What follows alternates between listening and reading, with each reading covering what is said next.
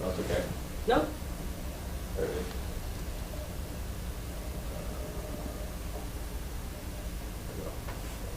Ready in 5, 4, 3. Happy Friday, everybody. I'm Dawn Perkins. And I'm Daniel Drake with Long Beach Local News. Welcome to Live at 11, weekly update. We'll try our best to answer your questions throughout the show, so please leave your comments and questions in our section below, and we'll try and get back to as many as we can. Let's begin with our top news stories for this week. Long Beach Police Department is releasing footage of fatal officer-involved shooting, a DUI checkpoint this weekend, people 16 and over are now eligible for a vaccine, the convention center was also vandalized, new development along the LA River in Long Beach, and the search for a critical missing person, and Long Beach is recognizing April 17 as Cambodian Genocide Remembrance Day. Please stay tuned for more on these stories. Long Beach Police Department just released a body cam footage of a fatal officer-involved shooting, and the full video is available on our website at longbeachlocalnews.com. The city of Long Beach has now released this footage, which took place 2 Fridays ago. So in this situation, the Long Beach police officers and fire department both simultaneously responded to the 2800 block off of Golden Avenue after a 911 call about a man who appeared to have had a heart attack and also a woman who was threatening suicide. The situation then escalated into the woman then pointing a rifle at the officers and then resulting in a shooting with the fatality of herself. But in other news, the City of Long Beach Health Department and Human Services is now vaccinating all residents ages 16 and older. If you are seeking to be vaccinated and can do so via the city's walk-up vaccination process at the Long Beach Convention Center downtown or online at myturn.gov. Walk-up appointments are available for eligible residents at the Long Beach Convention Center from 11 a.m. to 2 p.m. Monday through Saturday. Depending on supply availability, approximately 500 appointments will be available each day.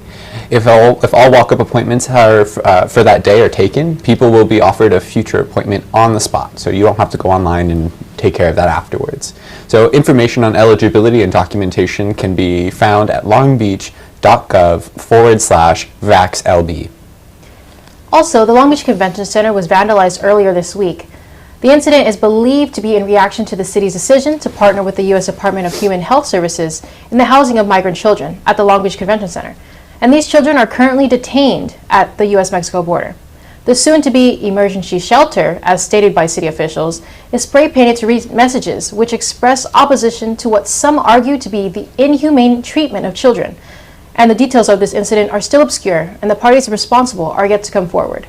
And we also appreciate that this is a sensitive issue for many of us, and we'd also love to hear your thoughts. So please feel free to let us know what you think of the city's decision in the comments.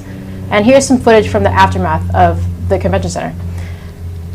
The video is also courtesy of at vishal.psing on Instagram. And the emergency shelter is expected to operate on or before August 2nd.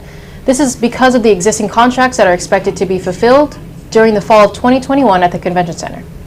City officials say that they are teaming up with the Department of Human and Health Services to develop a communications plan to maintain transparency with the public on the status of these operations. Which I think is a huge issue considering the obvious opposition and controversy within the community here in Long Beach on the issue. We saw firsthand at the rally the other week that there were a lot of strong community voices coming out to, have their voices heard by the city council, which is, really up in the air right now, and how people have that relationship and that voter efficacy that's really important in the next election coming up for their positions on the council. Right. But changes are coming for Long Beach, with Long Beach City Council approving self-storage facility and RV park along the LA River in Long Beach. Many community organizations have expressed concerns and tried to push for a park to be built on that land. However, city officials say that the area is not zoned for park space and is privately owned property.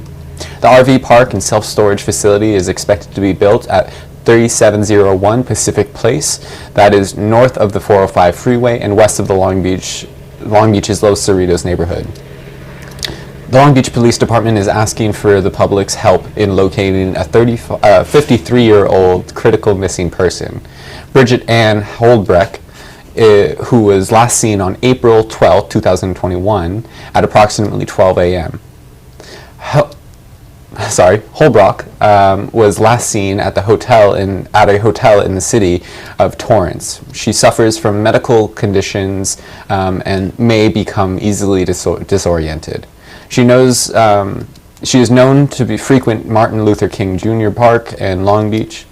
So if you have any information or happen to come across her, please contact the LBPD Missing Persons Detail at 562-570-7246 or police dispatch at 562-435-6711. And this week, Long Beach City Council passed a recommendation to recognize April 17th as Cambodian Genocide Remembrance Day. This weekend is the 46th anniversary of the Khmer Rouge invasion into the Cambodian capital. The item was proposed by council members Suli Saro and Daryl Supernaw. Saro is Long Beach's first Cambodian American elected council member.